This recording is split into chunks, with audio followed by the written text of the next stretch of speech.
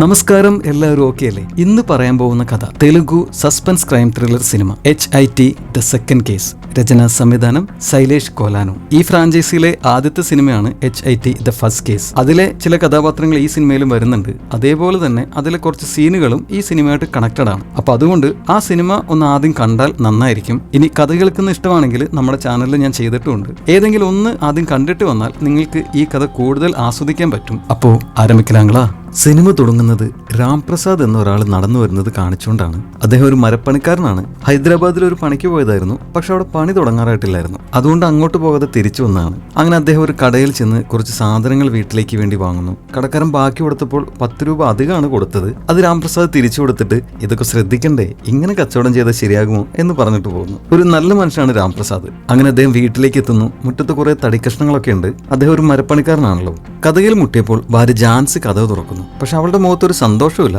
രാംപ്രസാദ് അകത്തേക്ക് വന്നപ്പോൾ ടൗണിലേക്ക് പോയില്ലെന്ന് അവള് ചോദിക്കുന്നു. അതായത് പണിക്ക് പോയില്ലെന്ന്. അപ്പൊ രാംപ്രസാദ് അവിടെ പെയിന്റിംഗ് പണി തീർന്നിട്ടില്ല, അത് കഴിഞ്ഞേ മരപ്പണി തുടങ്ങുള്ളൂ, ഒരാഴ്ച കൂടി എടുക്കും, ഭാഗ്യത്തിന് ട്രെയിനിൽ കയറുന്നതിന് മുമ്പ് അവർ വിളിച്ചു പറഞ്ഞു എന്ന് പറഞ്ഞ് അയാൾ കബോർഡ് തുറക്കാൻ പോയപ്പോൾ അവൾ പെട്ടെന്ന് നിങ്ങൾ ബാത്റൂമിലേക്ക് പൊക്കോളൂ, ഞാൻ ടവൽ കൊണ്ട് തരാം എന്ന് പറഞ്ഞെങ്കിലും ഓ സാരമില്ല ഞാൻ എടുത്തോളാം എന്ന് പറഞ്ഞ് രാംപ്രസാദ് കബോർഡിന്റെ വാതിൽ തുറന്നതും അതിന്റെ അകത്തു നിന്നും ഒരാൾ പെട്ടെന്ന് രാംപ്രസാദിനെ തള്ളി മാറ്റി ഓടിക്കളയുന്നു. ഭാര്യ ജാൻസിയുടെ ജാരൻ. അതാണ് അവൾക്ക് രാംപ്രസാദ് വന്നപ്പോൾ മുതൽ ഒരു വെപ്രാളുണ്ടായിരുന്നത്. രാംപ്രസാദ് ഒരു നല്ല മനുഷ്യനാണെന്ന് പറഞ്ഞല്ലോ, അതുകൊണ്ട് തന്നെ അയാൾക്ക് ഒരുപാട് സങ്കടമായി. അവളെ തല്ലാനായിട്ട് കൈ ഓങ്ങി. പക്ഷെ അയാൾ അവളെ ഒന്നും ചെയ്യുന്നില്ല. പകരം എനിക്ക് നിന്റെ മുഖം കാണണ്ട, അവിടെ നിന്ന് ഇറങ്ങി പോകാൻ പറയുന്നു. അപ്പൊ ജാൻസി ഞാൻ പൊക്കോളാം, പക്ഷെ ഇത് പുറത്ത് ആരോടും പറയരുതെന്ന് പറയുന്നു. അത് കേട്ട് രാംപ്രസാദ് ദേഷ്യത്തിൽ പുറത്തേക്ക് ഇറങ്ങി പോകുന്നു. പിന്നീട് ആൾ സങ്കടത്തിൽ കരയാണ്. ജാൻസി അവിടെ ഒന്നും പോയിരുന്നു. പിറ്റേ ദിവസം 2 പോലീസുകാർ രാംപ്രസാദിന്റെ വീട്ടിലെത്തി അയാൾ അറസ്റ്റ് ചെയ്യുന്നു. കാര്യം എന്താണെന്ന് രാംപ്രസാദ് അന്വേഷിച്ചപ്പോൾ വീടിന് പുറത്ത് ജാൻസി കുറെ സ്ത്രീകളെയും വിളിച്ചുകൊണ്ട് വന്ന് രാംപ്രസാദ് അവളെ പീഡിപ്പിക്കാൻ ശ്രമിച്ചു എന്ന് പറഞ്ഞ് അയാൾക്കെതിരെ സമരം ചെയ്യുന്നു. അങ്ങനെ അവൾ പീഡന പരാതി കൊടുത്തുകൊണ്ടാണ് രാംപ്രസാദിനെ അറസ്റ്റ് ചെയ്തത്. അയാൾ ആകെ തകർന്നു പോകുന്നു. അല്ലെങ്കിലും ആണുങ്ങൾക്ക് ചോദിക്കാനും പറയാനൊന്നും ഇവിടെ ആരും ഇല്ലല്ലോ. പിന്നീട് സത്യം അറിഞ്ഞതുകൊണ്ടാണെന്ന് തോന്നുന്നു രാംപ്രസാദിനെ വിട്ടയക്കുന്നു. പക്ഷെ എങ്ങനെയാണെന്ന് അറിയില്ല, ആ വാർത്ത ന്യൂസിലൊക്കെ വന്നിരുന്നു. അങ്ങനെ അയാൾക്ക് ഹൈദരാബാദിൽ കിട്ടിയിരുന്ന ആ പണിയും പോകുന്നു. രാംപ്രസാദ് ആകെ തകർന്നിരിക്കുകയാണ്. നല്ലൊരു മനുഷ്യന്റെ ജീവിതം പെട്ടെന്ന് തകർന്നുപോയി. പിന്നീട് രാംപ്രസാദ് വീടിന് പുറകിലുള്ള ഒരു മരത്തിലൊരു കുടിലുണ്ടാക്കുന്നു. മനോഹരമായൊരു ട്രീ ഹട്ട്. അത് സമയം പോകാൻ വേണ്ടി ഉണ്ടാക്കിയതാണോ അതോ ഇനി ആ വീടിന്റെ അകത്ത് താമസിക്കാൻ ഇഷ്ടമില്ലാത്തതുകൊണ്ട് ഉണ്ടാക്കിയതാണോ എന്നറിയില്ല. അവിടെ നിന്ന് കട്ട് ചെയ്തിട്ട് കാണിക്കുന്നത് വിശാഖപട്ടണമാണ്. അവിടെ കടൽ തീരത്തുകൂടി ജോഗിങ് ചെയ്യുകയാണ് നമ്മുടെ നായകൻ KD എന്ന കൃഷ്ണദേവ്, കൂടെ മാക്സ് എന്നവന്റെ നായും. ഈ വിശാഖപട്ടണത്തിന്റെ ഒരു സൈഡ് ബംഗാൾ ഉൾക്കടലാണ്, നമ്മുടെ ഇവിടെ കൊച്ചിയുടെ ഒരു സൈഡ് അറബിക്കടലാണല്ലോ, അതുപോലെ. പിന്നെ ഇതിലെ കുറച്ച് സ്ഥലങ്ങളെല്ലാം നമ്മൾ മറ്റുള്ള സിനിമകളിലൊക്കെ കണ്ടിട്ടുണ്ടാവും. ഉദാഹരണത്തിന് സിംഗത്തിലൊക്കെ ഉണ്ട്. അങ്ങനെ KD ജോഗിങ് കഴിഞ്ഞ് ഒരു ചെറിയ ചായക്കടയുടെ മുമ്പിലെത്തി ഒരു ചായ കുടിച്ചുകൊണ്ടിരിക്കുമ്പോൾ ഒരു കോൺസ്റ്റബിൾ വന്ന് KD സാർ എത്രയും പെട്ടെന്ന് ഒരു സ്ഥലം വരെ വരണം എന്ന് പറയുന്നു. അപ്പോൾ KD വരാം, താൻ ആദ്യം ഒരു ചായ കുടിക്കി എന്ന് പറഞ്ഞപ്പോൾ സാർ എമർജൻസി ആണെന്ന് ആ കോൺസ്റ്റബിൾ പറയുന്നു. അപ്പോൾ KD മനസ്സിലായോടോ, താൻ ആദ്യം ചായ കുടിക്കി എന്ന് പറഞ്ഞ് അയാൾക്ക് ഒരു ചായ വാങ്ങിക്കൊടുക്കുന്നു. നമ്മുടെ നായകനും എന്നെ പോലെ ഒരു ചായപ്രാന്തനാണ്. പിന്നെ ഇപ്പൊ മനസ്സിലായി കാണുമല്ലോ, KD ഒരു പോലീസ് ഓഫീസറാണ്, വെറും പോലീസ് അല്ല, SP. അങ്ങനെ ചായ കുടിയൊക്കെ കഴിഞ്ഞ് KD കോൺസ്റ്റബിൾ പറഞ്ഞ സ്ഥലത്തേക്ക് എത്തുന്നു. ബീച്ചിന്റെ തന്നെ മറ്റൊരു സ്ഥലമാണത്. അവിടെ എത്തിയപ്പോഴേക്കും അവന് മുമ്പേ മീഡിയക്കാർ അവിടെ എത്തിയിട്ടുണ്ട്. അപ്പൊ അവനെ കണ്ടതും അവർ സാർ സാർ എന്ന് വിളിച്ചപ്പോൾ അവൻ ഞാൻ വന്നതല്ലേ ഉള്ളൂ, അപ്പോഴേക്കും സാർ സാർ എന്ന് വിളിച്ച് എന്റെ തല തിന്നല്ലേ എന്ന് പറഞ്ഞിട്ട് മീഡിയക്കാർക്ക് ചായ വാങ്ങിക്കൊടുക്കാൻ പറഞ്ഞിട്ട് അവൻ ക്രൈം സീനിലേക്ക് ചെല്ലുന്നു. അവനും കുടിക്കും, എല്ലാവരും കുടിപ്പിക്കും. അതാണ് നമ്മുടെ നായകൻ. ക്രൈം സീനിൽ ഒരു ബോട്ടിനുള്ളിൽ ഒരാൾ മരിച്ചു കിടക്കുന്നുണ്ട്. ദേഹം മുഴുവൻ രക്തമാണ്. ആളെ തിരിച്ചറിഞ്ഞു എന്ന് KD ചോദിച്ചപ്പോൾ ഒരു പോലീസുകാരൻ മരിച്ച ആളുടെ വാലറ്റ് എടുത്തു കൊടുക്കുന്നു. അയാളുടെ ബന്ധുക്കളെ അറിയിച്ചു എന്ന് ചോദിച്ചപ്പോൾ ഇല്ല, സാർ വന്നിട്ടാകാം എന്ന് വിചാരിച്ചു എന്ന് പോലീസുകാരൻ പറഞ്ഞപ്പോൾ ഓക്കെ ഞാൻ പറഞ്ഞോളൂ എന്ന് KD പറയുന്നു. അങ്ങനെ ആ പോലീസുകാരൻ മരിച്ച ആളുടെ ഫിംഗർ പ്രിന്റ് ഉപയോഗിച്ച് അവന്റെ ഫോൺ അൺലോക്ക് ചെയ്ത് അതിൽ നിന്നും അയാളുടെ സഹോദരന്റെ നമ്പർ എടുത്ത് KD അയാൾ വിളിക്കുന്നു. ഫോൺ എടുത്ത സഹോദരനോട് KD SP ആണെന്ന് സ്വയം പരിചയപ്പെടുത്തിയിട്ട് നിങ്ങളുടെ സഹോദരൻ ആരോ കൊലപ്പെടുത്തി എന്ന് പറഞ്ഞപ്പോൾ അയാൾ പെട്ടെന്ന് ടെൻഷനായി കരഞ്ഞുകൊണ്ട് സാർ എന്താണ് ഈ പറയുന്നത്, ഇതെങ്ങനെയാണ് സംഭവിച്ചതെന്നെല്ലാം ചോദിച്ചപ്പോൾ KD അയാളോട് നിങ്ങൾ ആദ്യം ശാന്തനാവൂ, എല്ലാം നേരിട്ട് പറയാം, പെട്ടെന്ന് വരാൻ പറഞ്ഞ് കോള് കട്ട് ചെയ്യുന്നു. അടുത്ത സീനിൽ മരിച്ചയാളുടെ സഹോദരൻ അങ്ങോട്ട് കരഞ്ഞുകൊണ്ട് ഓടിയെത്തുന്നു. പോലീസുകാർ അയാളെ ബോഡി തൊടാൻ സമ്മതിക്കാതെ തടയുന്നുണ്ട്. അയാൾ കരഞ്ഞുകൊണ്ട് അവിടെ ഉണ്ടായിരുന്ന ഒരു വലിയ മരക്കൊമ്പിൽ പിന്നെ ഒരു ചായ കുടിച്ചുകൊണ്ടിരുന്ന KDയുടെ അടുത്തെത്തി സർ ആരാണിത് ചെയ്തത് എന്ന് ചോദിച്ചപ്പോൾ ഇതുവരെ അറിയില്ലെന്ന് KD പറയുന്നു. അപ്പോൾ അയാൾ സർ എത്രയും പെട്ടെന്ന് ആ കൊലയാളിയെ കണ്ടുപിടിക്കണം പ്ലീസ് എന്ന് പറഞ്ഞപ്പോൾ KD പതുക്കെ എഴുന്നേറ്റ് അയാളുടെ മുമ്പിലെത്തി. എന്നിട്ട് കണ്ടുപിടിക്കാം, പക്ഷെ ആദ്യം ഇത് പറ, ഞാൻ നിന്നോട് വേഗം വരാനാണ് പറഞ്ഞത്, പക്ഷെ എങ്ങോട്ടാണെന്ന് പറഞ്ഞില്ല. പിന്നെ നീ എങ്ങനെ ഇങ്ങോട്ട് കറക്റ്റായിട്ട് എത്തിയെന്ന് ചോദിച്ചപ്പോൾ അവന്റെ കരച്ചിൽ സ്വിച്ച് ഇട്ട പോലെ നിന്ന് മുഖഭാവം ആകെ മാറുന്നു. ടെൻഷനിലായ അവൻ ടി-വിയിൽ ലൈവ് ന്യൂസ് കണ്ടിട്ടാണ് ഞാൻ സ്ഥലം മനസ്സിലാക്കിയത് എന്ന് പറഞ്ഞപ്പോൾ അതിന് ചാനലുകാർക്ക് ലൈവ് പോകാനുള്ള പെർമിഷൻ ഞാൻ ഇതുവരെ കൊടുത്തിട്ടില്ലല്ലോ എന്ന് കേടി പറയുന്നു. അത് കേട്ട് പിന്നെ ടെൻഷനായിരുന്ന അവനോട് നിന്റെ സഹോദരന്റെ ഫോൺ പരിശോധിച്ചപ്പോൾ നിങ്ങളുടെ ഇടയിൽ ഇന്നലെ 22 കോൾസ്, ഇന്നലെ രാത്രി എന്ത് പ്രശ്നമാണ് നിങ്ങൾ തമ്മിൽ ഉണ്ടായതെന്ന് കേടി ചോദിച്ചിട്ട് അവനോട് കൈ കാണിക്കാൻ പറയുന്നു. അവൻ കൈ നീട്ടിയപ്പോൾ അവിടെ ഉണ്ടായിരുന്ന ഫോറൻസിക് ഓഫീസറോട് ലൂമിനോൾ സ്പ്രേ കയ്യിലടിക്കാൻ പറയുന്നു. സ്പ്രേ അടിച്ച് കുറച്ച് സമയത്തിന് ശേഷം ഒരു കുട നിവർത്തിയിട്ട് കേടി ഒരു അൾട്രാവയൽ ടോർച്ച് അടിച്ച് നോക്കിയപ്പോൾ അവന്റെ കയ്യിൽ ബ്ലഡ് സ്റ്റെയിൻ ഉണ്ടായിരുന്നു. അത് കണ്ട കേടി സഹോദരന്റെ രക്തം എന്ന് പറഞ്ഞിട്ട് സ്വന്തം സഹോദരനെ കൊന്നിട്ട് ഫിനോയിൽ ഉപയോഗിച്ച് കൈ കഴുകിയാൽ നിന്നെ പിടിക്കലെന്ന് കരുതിയോ സാല എന്ന് പറഞ്ഞ് പോകാനായി തിരിഞ്ഞിട്ട് വീണ്ടും തിരിഞ്ഞ് വിജൃംഭിച്ച് നിന്ന് അവനെ നോക്കി ഇനി കരഞ്ഞു എന്ന് പറഞ്ഞിട്ട് പോകുന്നു. എന്നിട്ട് മീഡിയക്കാരുടെ അടുത്തെത്തിയപ്പോൾ അവർ ഇത്രയും കുറഞ്ഞ സമയം കൊണ്ട് എങ്ങനെയാണ് കൊലപാതകയെ കണ്ടുപിടിച്ചത് എന്ന് ചോദിച്ചപ്പോൾ കേടി ലേറ്റായിട്ട് കണ്ടുപിടിച്ചാലും കുറ്റം, നേരത്തെ കണ്ടുപിടിച്ചാലും കുറ്റമായോ എന്ന് പറഞ്ഞിട്ട് ജനറലി ഈ ക്രിമിനൽസിനെല്ലാം ചെറിയ ബുദ്ധിയുള്ളൂ, ഇവരെ പിടിക്കാൻ 5 മിനിറ്റ് സമയം മതി എന്ന് പറഞ്ഞിട്ട് പോകുന്നു. അപ്പൊ അങ്ങനെയാണെങ്കിൽ പിടികിട്ടപ്പുള്ളികളെ ഉണ്ടാവില്ലല്ലോ എന്ന് ചിന്തിക്കരുത്, ഇത് സിനിമയാണ്, കഥ തുടങ്ങാൻ പോകുന്നേ ഉള്ളൂ. ഫസ്റ്റ് കേസ് കണ്ടവർക്കറിയാം നായകൻ ഇതുപോലത്തെ ഒരു ബ്രില്യന്റ് ഇൻട്രോ ആണ് കൊടുക്കുന്നത്. അവിടെ നിന്ന് കാണിക്കുന്നത് HIT ഓഫീസാണ്, ഹോമിസൈഡ് ഇന്റർവെൻഷൻ ടീം. ഈ ഡിപ്പാർട്ട്മെന്റിലാണ് കേടി ജോലി ചെയ്യുന്നത്. ഫസ്റ്റ് കേസിൽ വിക്രം വർക്ക് ചെയ്ത അതേ ഡിപ്പാർട്ട്മെന്റ്. ഇത് സ്ഥലം വിശാഖപട്ടണമാണെന്ന് മാത്രം. കേടി അവന്റെ ക്യാബിനിൽ ഇരിക്കുകയാണ്. അപ്പൊ അങ്ങോട്ടേക്ക് ചായമായി ഒരു കോൺസ്റ്റബിൾ വരുന്നു. ചായ കൊടുത്ത അയാളോട് ഇരിക്കി ചായ കുടിച്ചിട്ട് പോകാം എന്ന് പറഞ്ഞ് കേടി അയാളെ നിർബന്ധിച്ച് അവിടെ പിടിച്ചെടുത്തുന്നു. നമ്മുടെ നായകൻ ഒരു ടീ ലവർ മാത്രമല്ല, മറ്റുള്ളവരൊപ്പം കുടിപ്പിക്കുന്നത് ഇഷ്ടമാണെന്ന് കണ്ടായിരുന്നല്ലോ ആദ്യം. എന്നിട്ട് ആ കോൺസ്റ്റബിളിനോട് പുതിയ ADGP എങ്ങനെയുണ്ട് എന്ന് ചോദിച്ചപ്പോൾ ആൾ ഭയങ്കര സ്ട്രിക്റ്റ് ആണെന്ന് ആ കോൺസ്റ്റബിൾ മറുപടി പറയുന്നു. അതേസമയം തന്നെ കേടിയെ ADGP അദ്ദേഹത്തിന് മുറിയിലേക്ക് വിളിപ്പിക്കുന്നു. വിശാഖപട്ടണത്തിലേക്ക് പുതിയതായി ട്രാൻസ്ഫർ ആയ ഒന്നാണ് അദ്ദേഹം. അദ്ദേഹത്തിന് പരിചയപ്പെട്ട് കഴിഞ്ഞ് മറ്റുള്ളവർ ഓരോരുത്തരെയും അദ്ദേഹത്തിന് പരിചയപ്പെടാൻ വേണ്ടി ഒരു മീറ്റിംഗ് അറേഞ്ച് ചെയ്യാൻ ADGP അവനോട് പറഞ്ഞപ്പോൾ കേടി ഓക്കെ പറയുന്നു. അതിനുശേഷം അവന്റെ പ്രൊമോഷന്റെ കാര്യം ചോദിച്ചപ്പോൾ ADGP ഇത്ര ധൃതി എന്തിനാ, ഇവിടെ അങ്ങനെ ഹൈ പ്രൊഫൈൽ കേസൊന്നും ഇല്ലല്ലോ എന്ന് പറഞ്ഞപ്പോൾ അതിന് മറുപടിയായി കേടി സർ എതിർ ടീം വീക്കാണെന്ന് വിചാരിച്ച് സ്വന്തം ടീമിന്റെ ഗോൾ കീപ്പർക്ക് റെസ്റ്റ് കൊടുക്കില്ലല്ലോ എന്ന് പറയുന്നു. ആ മറുപടി ADGPക്ക് അത്ര ഇഷ്ടമായില്ല. നിന്റെ നാക്കിന് എല്ലില്ല എന്ന് ഞാൻ കേട്ടത് ശരിയാ എന്ന് പറഞ്ഞിട്ട് അവനോട് പൊക്കോളം പറയുന്നു. കേടി അങ്ങനെ പുറത്തേക്ക് പോകുന്നു. മേലുദ്യോഗസ്ഥനായിട്ടുള്ള ആദ്യത്തെ മീറ്റിംഗ് തന്നെ പാളി. തിരിച്ചവന്റെ റൂമിലെത്തിയപ്പോൾ മറ്റൊരു ഓഫീസർ കേടിയെ കാണാൻ വരുന്നു. അവളുടെ പേര് വർഷ. പക്ഷെ അവളെ കണ്ട കേടി അത്ര ഹാപ്പി ആവുന്നില്ല. അവള് സർ എനിക്കിവിടെ പോസ്റ്റിംഗ് ആയി, സാറിനെ അസിസ്റ്റ് ചെയ്യാനാണ് പറഞ്ഞിരിക്കുന്നത് എന്ന് പറഞ്ഞതും അവൻ അവളോട് അറ്റൻഷൻ പറഞ്ഞിട്ട് എന്റെ കരിയർ ഒരേ ഒരു കേസ് മാത്രമേ തെളിയിക്കാത്തതായിട്ടുള്ളൂ, അതിന് കാരണം നീയാണ്, എനിക്ക് നിന്റെ മുഖം കാണുന്ന പോലെ ഇഷ്ടമല്ല, മുറിയിൽ നിന്ന് ഇറങ്ങി പോകാൻ പറയുന്നു. അത് കേട്ട് വർഷ ടെൻഷനായി പുറത്തേക്ക് പോകുന്നു. അപ്പൊ ഇവരുടെ ഇടയിൽ നേരത്തെ എന്തോ പ്രശ്നമുണ്ടെന്ന് തോന്നുന്നു. അവിടെ നിന്ന് കാണിക്കുന്നത് കഥയിലെ നായികയാണ്, പേര് ആര്യ. കേടിയുടെ കാമുകിയാണ്. ആര്യ ഒരു സ്ത്രീ കൂട്ടായ്മയുടെ പരിപാടിയിൽ പ്രസംഗിക്കുകയാണ്. അവളും ഒരു വിമൻസ് വെൽഫെയർ അസോസിയേഷന്റെ പ്രവർത്തകയാണ്. അവൾക്ക് സ്വന്തമായിട്ട് ഒരു ബൊട്ടീക്ക് ഉണ്ട്. അങ്ങനെ കേടി ആര്യ പിക്ക് ചെയ്യാനെ അങ്ങോട്ട് എത്തുന്നു. കൂടെ നമ്മുടെ മാക്സ് ഉണ്ട്. കേടി അവളെയും കൊണ്ട് ഒരു റെസ്റ്റോറന്റിലേക്ക് ചെല്ലുന്നു. അവിടെ വെച്ച് അവൻ ആര്യയോട് അവന്റെ ഒപ്പം താമസിക്കാൻ വരാൻ ക്ഷണിക്കുന്നു, ലിവിംഗ് ടുഗദർ. അങ്ങനെ അവൾ പിറ്റേ ദിവസം തന്നെ അവന്റെ വീട്ടിലേക്ക് പെട്ടിയും കിടക്കെടുത്ത് എത്തുന്നു. അവരങ്ങനെ ഒരുമിച്ച് താമസം തുടങ്ങുന്നു. പിന്നീട് ഒരു റൊമാൻറ്റിക് സോങ് ഒക്കെ കഴിഞ്ഞ് ഒരു ബാർ കാണിക്കുന്നു. അവിടെ ഒരു പെൺകുട്ടി ജോലി ചെയ്യുന്നുണ്ട്. അവൾ അവിടുത്തെ ക്യാഷറാണെന്ന് തോന്നുന്നു. ബാർ അടച്ചു കഴിഞ്ഞപ്പോൾ അവിടുത്തെ ബൗൺസറായ രമേശ് അവളുടെ അടുത്ത് എത്തിയപ്പോൾ നീ പൊക്കൂ, ഞാൻ ലേറ്റ് ആകും എന്ന് അവൾ പറഞ്ഞപ്പോൾ രമേശ് കുഴപ്പമില്ല ഞാൻ വെയിറ്റ് ചെയ്യുമെന്ന് പറഞ്ഞെങ്കിലും അവളത് സമ്മതിക്കാതെ അവനോട് പൊക്കോളം പറഞ്ഞ് അവനെ പറഞ്ഞു വിടുന്നു. എന്നിട്ട് അവളുടെ ബാക്കി ജോലി തുടരുന്നു. അവൾ ഒറ്റയ്ക്കേ ഉള്ളൂ എന്ന് തോന്നുന്നു.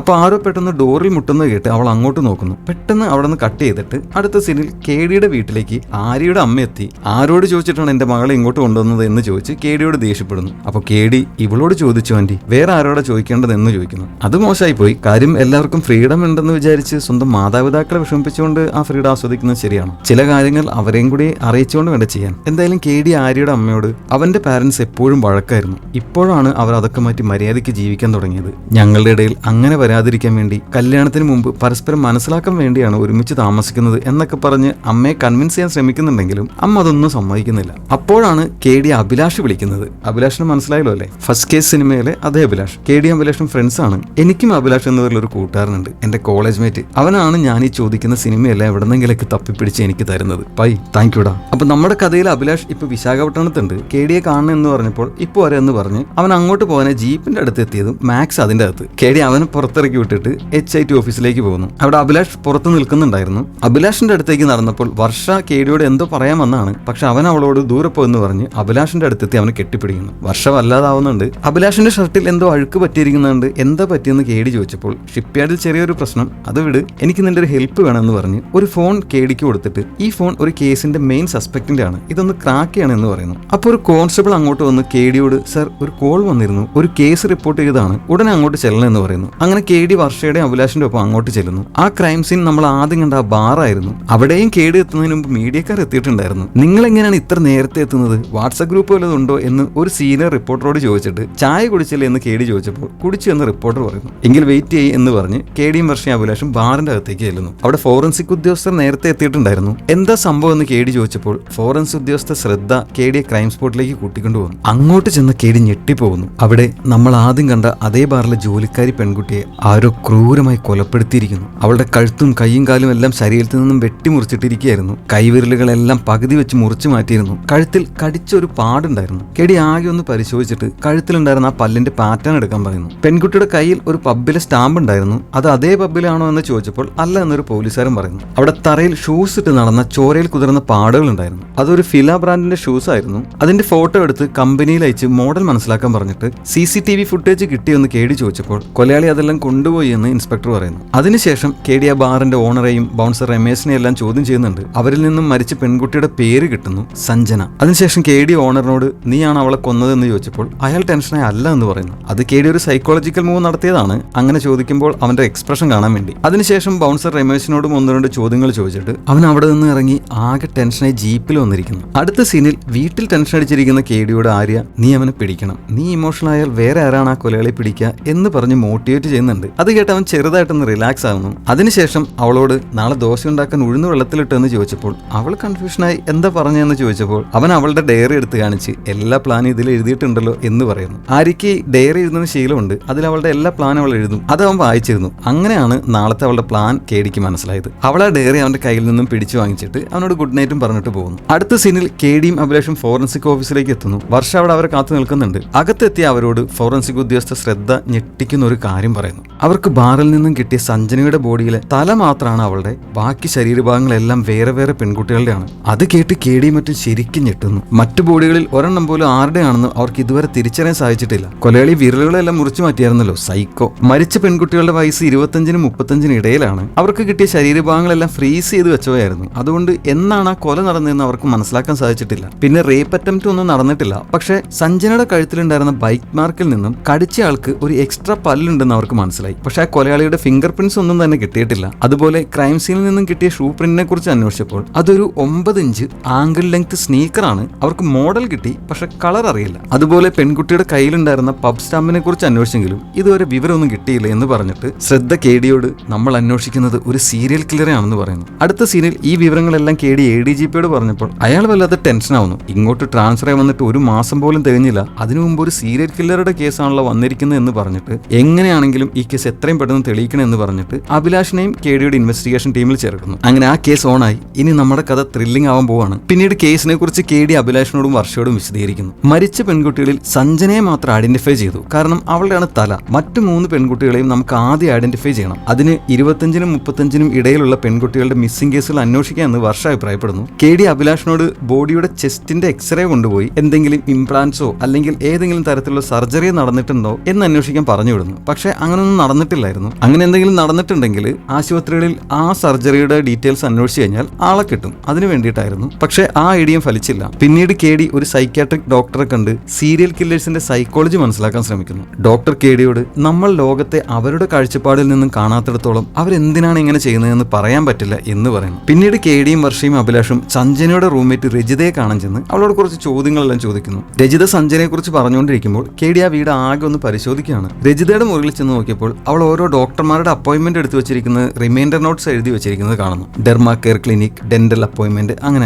ഭിത്തിയിൽ തൂക്കിയിട്ടിരുന്ന ഫോട്ടോയിൽ നിന്നും അവൾക്കൊരു ബോയ് ഫ്രണ്ട് ഉണ്ടെന്ന് കേടി മനസ്സിലാക്കുന്നു. ഒപ്പം അവളിൽ നിന്നും സഞ്ജനയുടെ വീട് എവിടെയാണെന്നും അവർ മനസ്സിലാക്കുന്നുണ്ട്. പിന്നീട് രജിതയോട് സഞ്ജന അവിടെ താമസിച്ചിരുന്നത് കൊണ്ട് അന്വേഷണത്തിനായി ആ വീട്ടിൽ പോലീസുകാരും ഫോറൻസിക് ഉദ്യോഗസ്ഥരും വന്നും പോയിരിക്കും, അതുകൊണ്ട് കുറച്ച് ദിവസത്തേക്ക് വേറെ എങ്ങോട്ടെങ്കിലും മാറുവാൻ പറയുന്നു.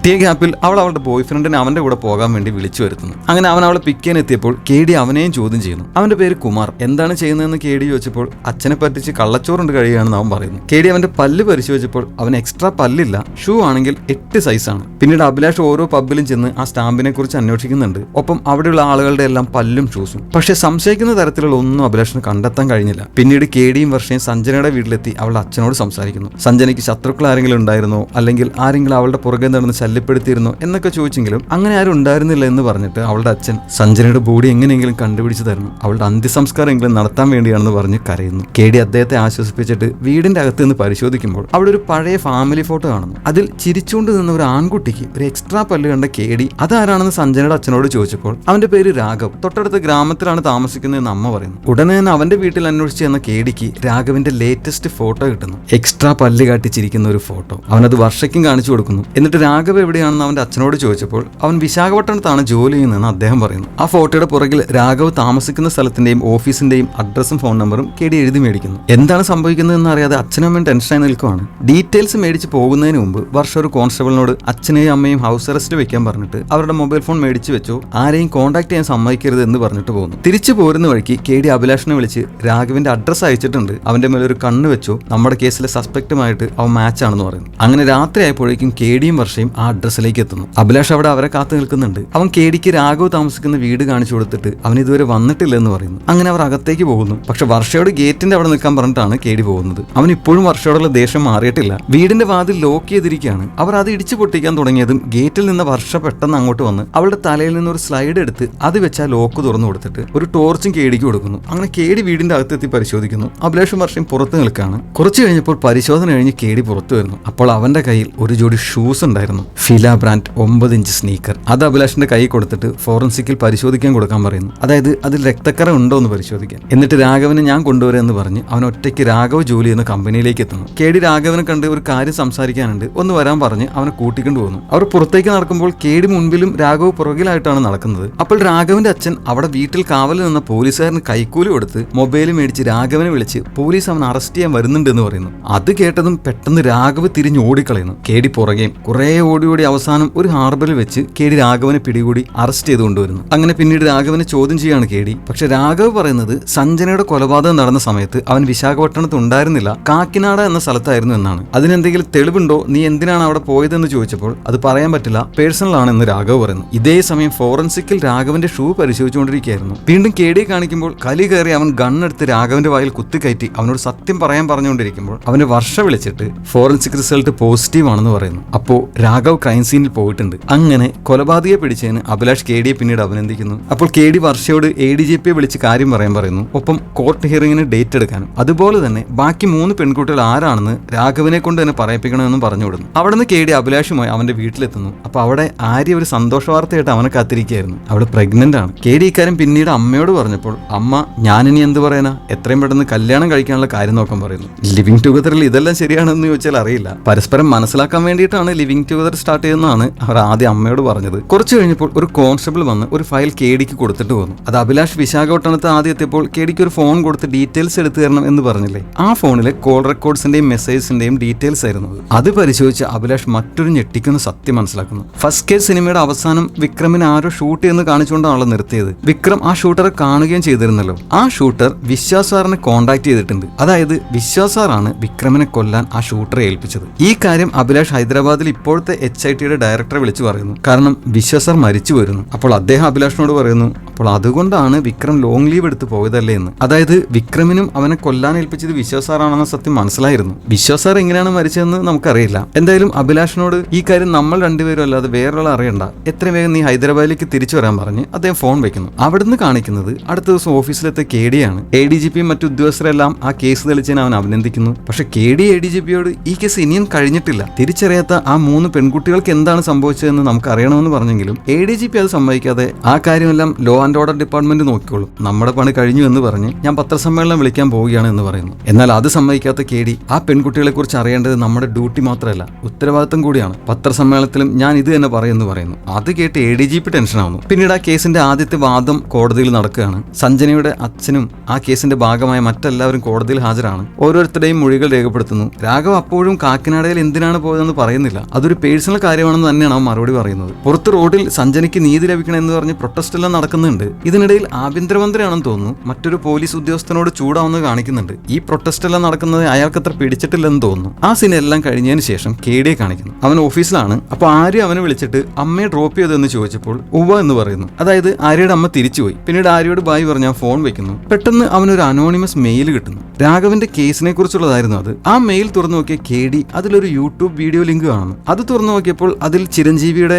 സയ്യര നരസിംഹറെഡ്ഡി എന്ന ഹിറ്റ് സിനിമയ്ക്ക് ടിക്കറ്റ് ഇപ്പോൾ കിട്ടാനില്ല എന്നൊക്കെയുള്ള കാര്യം ഒരുത്തം പറയുന്ന വീഡിയോ ആയിരുന്നു. ആ വീഡിയോയുടെ ബാക്ക്ഗ്രൗണ്ടിൽ രാഘവിനെ കാണുന്നു. അവന്റെ അടുത്തേക്ക് ഏതോ ഒരു പെൺകുട്ടി വരുന്നതും ആ പെൺകുട്ടിയെ നോക്കി രാഘവ് ചിരിക്കുന്നത് ആ വീഡിയോയിലുണ്ട്. അപ്പോൾ രാഘവ് പറഞ്ഞത് ശരിയാണ്. കൊല നടന്ന ദിവസം അവൻ ഇവിടെ ഉണ്ടായിരുന്നില്ല, കാക്കിനാടയിൽ തന്നെയായിരുന്നു. ടെൻഷനായി കേഡി ഉടൻ തന്നെ വർഷയും വിളിച്ച് അതിനെക്കുറിച്ച് അന്വേഷിക്കാൻ കാക്കിനാടയിലേക്ക് പോകുന്നു. അവിടെ ചെന്ന് ആ യൂട്യൂബ് വീഡിയോ എടുത്ത ആളെ കണ്ട് ആ വീഡിയോ ഒറിജിനൽ തന്നെയാണെന്ന് അവർ ഉറപ്പുവരുത്തുന്നു. പക്ഷേ ആ വീഡിയോ വെച്ച് അവർക്ക് ഒന്നും ചെയ്യാൻ പറ്റില്ല. കാരണം അത് സാഹചര്യ തെളിവ് മാത്രമാണ്. അതുകൊണ്ട് ആ വീഡിയോയിൽ കണ്ട പെൺകുട്ടിയെ അന്വേഷിച്ച് കണ്ടുപിടിക്കാൻ വർഷയെ ഏൽപ്പിച്ചിട്ട് കേഡി പോകുന്നു. പിന്നീട് രാത്രിയായപ്പോഴേക്കാണ് അവൻ തിരിച്ചെത്തുന്നത്. കേഡി രാഘവനെ താമസിപ്പിച്ചിരുന്ന സബ് ജയിലിലേക്ക് വിളിച്ചിട്ട് രാഘവുമായിട്ടൊന്ന് നേരിട്ട് സംസാരിക്കാൻ പറ്റുമോ എന്ന് SIയോട് ചോദിച്ചപ്പോൾ രാഘവനെ കുറച്ചു മുമ്പ് DGP അയച്ച 3 പോലീസ് ഉദ്യോഗസ്ഥർ വന്ന് ഹെൽത്ത് ചെക്കപ്പിനാണെന്നും പറഞ്ഞ് കൊണ്ടുപോയി. പക്ഷേ ഡിപ്പാർട്ട്മെന്റിൽ പറഞ്ഞു കേൾക്കുന്നത് അവൻ ഇന്ന് രാത്രി എന്നെ എൻകൗണ്ടർ ചെയ്യുമെന്നാണ്. സാർ അറിഞ്ഞില്ലേ എന്ന് SI ചോദിക്കുന്നു. അത് കേട്ട് ടെൻഷനായ കേഡി എങ്ങോട്ടാണ് അവനെ കൊണ്ടുവരിക്കുന്നതെന്ന് അറിയാമോ എന്ന് ചോദിച്ചപ്പോൾ അറിയില്ല, പക്ഷെ അരമണിക്കൂർ കഴിഞ്ഞു എന്ന് SI പറയുന്നു. കേഡി ഉടനെ തന്നെ ADGPയെ വിളിച്ച് കാര്യം അന്വേഷിച്ചപ്പോൾ കാര്യം സത്യമാണ്, രാഘവനെ എൻകൗണ്ടർ ചെയ്യാൻ തന്നെയാണ് കൊണ്ടുവരിക്കുന്നത്. പക്ഷെ അങ്ങനെ ചെയ്യരുത്, രാഘവൻ നിരപരാധിയാണെന്ന് കേഡി പറഞ്ഞപ്പോൾ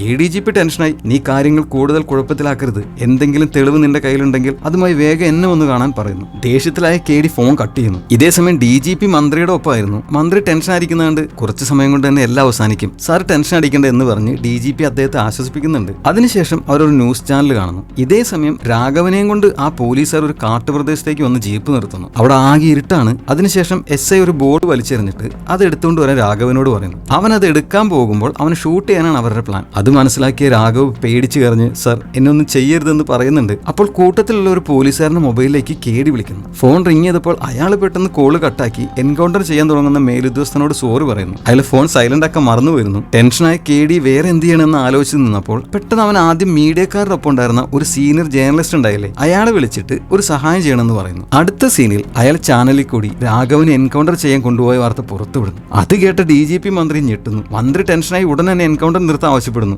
DGP ഉടനെ തന്നെ രാഘവനെ എൻകൗണ്ടർ ചെയ്യാൻ കൊണ്ടുപോയ പോലീസുകാരനെ വിളിച്ച് അത് നിർത്തിക്കുന്നുണ്ട്. അങ്ങനെ രാഘവ് രക്ഷപ്പെട്ടു. കേഡിയുടെ ബുദ്ധി എന്തായാലും ഫലിച്ചു. പിന്നീട് യൂട്യൂബ് വീഡിയോയിൽ രാഘവന്റെ കൂടെ കണ്ട പെൺകുട്ടി അന്വേഷിച്ചുപോയ വർഷ കേഡിയെ വിളിച്ചിട്ട് ആ പെൺകുട്ടി രാഘവന്റെ ഗേൾ ഫ്രണ്ട് ആയിരുന്നു. പക്ഷെ അവളുടെ കല്യാണം അടുത്തിടെ കഴിഞ്ഞു. ആ പെൺകുട്ടിയെ വെറുതെ ഈ കേസിലേക്ക് വലിച്ചിഴക്കേണ്ട എന്ന് വിചാരിച്ചാണ് അവളെക്കുറിച്ചൊന്നും പറയാതെ ഒരു പേഴ്സണൽ കാര്യത്തിനാണ് അവിടെ പോയതെന്ന് മാത്രം രാഘവ് പറഞ്ഞുകൊണ്ടിരുന്നത് എന്ന് പറയുന്നു. പിന്നീട് രാഘവനെ വീണ്ടും ജയിലിലേക്ക് കൊണ്ടുവരുന്നു. അവന്റെ സെല്ലിലേക്ക് കൊണ്ടുപോകുന്ന വഴി അടുത്തൊരു സെല്ലിൽ നിന്ന് ഒരാൾ വിളിച്ചു പറയുന്നുണ്ട്, ഇന്ന് അവർ നിന്നെ എൻകൗണ്ടർ ചെയ്തില്ല എന്ന് വിചാരിച്ച് നീ സന്തോഷിക്കണ്ട, നാളെ അവർ അത് ഉറപ്പായിട്ടും ചെയ്യുമെന്ന്. അത് കേട്ട് രാഘവ് വല്ലാതെ ടെൻഷൻ ആവുന്നുണ്ട്. പിന്നീട് കേഡി രാഘവനെ കാണാൻ സബ് ജയിലിലേക്ക് എത്തുന്നു. അവിടുത്തെ SI കേഡിയെയും കൊണ്ട് രാഘവന്റെ സെല്ലിലേക്ക് പോകുന്നു. ആദ്യം ആ SI ആണ് അവന്റെ സെല്ലിന് മുമ്പിൽ എത്തിയത്. പക്ഷെ അകത്തേക്ക് നോക്കി ഞെട്ടിയ അയാൾ പെട്ടെന്ന് പേടിച്ച് ടെൻഷനായി CSRന് കോൾ ചെയ്യൂ എന്ന് പറഞ്ഞു ഓടുന്നു. അത് കണ്ട് പെട്ടെന്ന് അങ്ങോട്ട് നോക്കിയ കേഡി അവിടെ കണ്ടത് രാഘവ് അവന്റെ പാൻസൂരി അതിൽ കെട്ടിത്തൂങ്ങി മരിച്ചു കിടക്കുന്നതാണ്. അത് കണ്ട് കേഡി ടെൻഷനായി തലയിൽ കൈവയ്ക്കുന്നു. പക്ഷെ ഈ ആത്മഹത്യ പോലീസ് വേറെ രീതിയിൽ ജനങ്ങളുടെ മുന്നിലേക്ക് എത്തിക്കുന്നു. അവിടുത്തെ സിനിമാ താരത്തെയും വേറെ കുറെ ആളുകളെയും വെച്ച് ലൈവ് വീഡിയോ ചെയ്ത് പോലീസ് ചെയ്തത് നല്ല കാര്യമാണ്,